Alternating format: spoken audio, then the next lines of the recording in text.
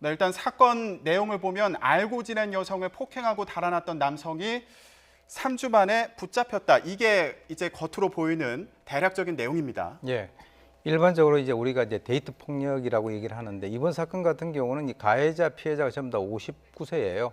그래서 이제 지난달 24일 밤 10시 20분에 광주 서구 치평동에서 59세 주모 씨가 자기 지인 즉 세 번 정도밖에 만나지 않았는데요. 그 이제 폭행의 이유가 자신을 무시한다라고 하는 이 이유로 이 사람이 원룸에서 이제 폭행을 하다가 피해자가 도주를 했어요. 네. 생명 위협을 느껴서 도주를 했는데 따라가면서 폭행을 하고 나중에는 도주를 하지 못하도록 발목뼈를 밟아서 부러뜨려 버렸습니다.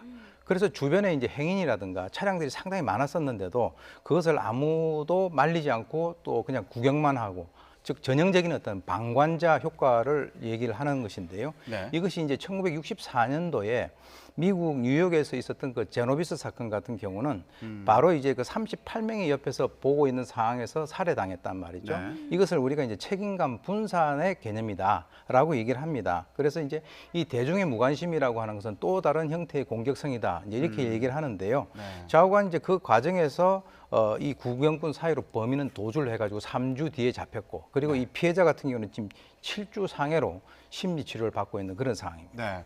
그러니까 주변에 있던 시민들의 뭐 재지가 없었다 이렇게 알려지고 있고 거기에 더해서 이 피해 여성의 핸드백이 도로 위에 떨어져 있었는데 이걸 또 누가 훔쳐갔다고 그래요.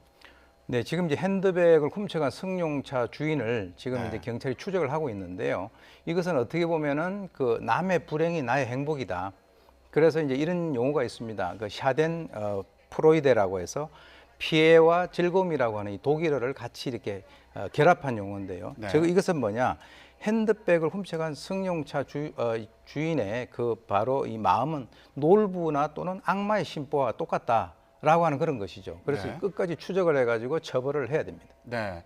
자, 허은하 소장님, 네. 지금 교수님께서 쭉 그 정황을 말씀을 해주셨는데 일단은 시민들 같은 경우에는 좀 주저하는 측면이 있었을 수도 있을 것 같아요. 그럼요. 아무래도 네. 두렵죠. 제2의 피해자가 될까 싶어서. 왜냐하면 지금 제정신이 아닌 상태잖아요. 그 남성분이. 그러다 보니까 나에게 피해가 돌아올까 하는 생각이 들어서 아마 나서기가 힘들 거고요. 네. 물론 뭐 한두 명, 3명 정도만 같이 도움이 들어간다면 같이 도와주겠지만 그 외에 심리적으로 먼저 나서서 한다라는 건 사실 쉽지 않을 겁니다. 네. 그리고 아까 뭐 물건 가져가는 그분은 저도 얘기 드리고 싶었는데 이분은 병자인 겁니다. 병자예요. 병자이기 때문에 그러니까 측은지심이라던가 상대방에 대한 배려라는 것이 없는 그런 감정적인 병자이기 때문에요. 이분은 치료를 받아야 됩니다. 그래서 네. 바로 뭐 어떤 형사적 처벌이 있는지는 모르겠지만 확실히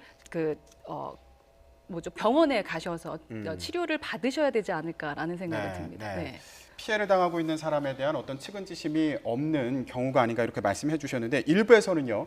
일단 주변에 있는 시민들 같은 경우에는 쌍방폭행으로 나중에 좀 문제가 되는 부분을 염려했던 거 아니냐 이런 얘기도 있더라고요. 네, 그렇죠. 이게 남을 도와주기 위한 행위라도 괜히 내가 끼어들어서 그 정도가 지나치면 그래가지고는 상대방 가해자가 오히려 진단서를 끊어올 정도가 되면 쌍방폭행으로 될 수 있고요. 네. 쌍방폭행으로 안 되려면 나도 같이 공격을 하는 게 아니라 그냥 제압하는 수준에서 머물러야 되고 네. 설사 이 정도가 지나쳤다고 하더라도 상대방이 흉기를 가지고 있다는 등의 사유로 어쩔 수 없었다 그렇게 증명을 해줄 만한 목격자의 진술이 있어야 됩니다. 그렇기 때문에 누구나 이렇게 끼어들기가 사실 어려운 거죠. 네. 네 위난을 감수하면서 남의 고통을 도와라 이렇게 강요를 할 수는 없는 거잖아요. 네, 참 어려운 상황이었을 것 같은데 그러면요.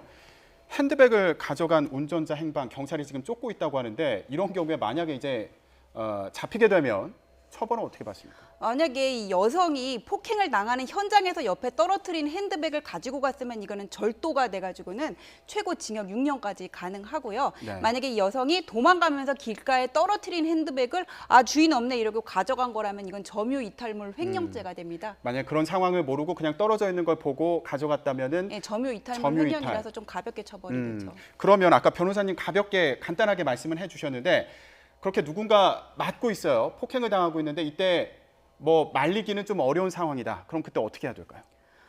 제가 이렇게 혼자 지나가고 있는데 어떤 여성이 폭행을 당하고 있다 그러면은 제일 먼저 112에 일단 신고를 해야 되겠죠. 그다음에 네. 인근 집 가정이나 주택이나 아니면은 그 상점에 들어가서 이 사실을 알려야 되고 그리고 경찰이 왔다 이러고 소리를 지를 수도 있을 것 같아요. 네네. 좀 일단은 신고를 좀 빨리 해줘야 된다. 그리고 네네. 이번 같은 경우에도 신고가 좀 빨랐으면 아까 전치 7주의 부상을 입었다고 교수님 설명해 주셨는데 그런 부상의 정도가 좀 덜할 수도 있지 않았냐 이런 얘기도 있더라고요. 그렇습니다. 예. 알겠습니다.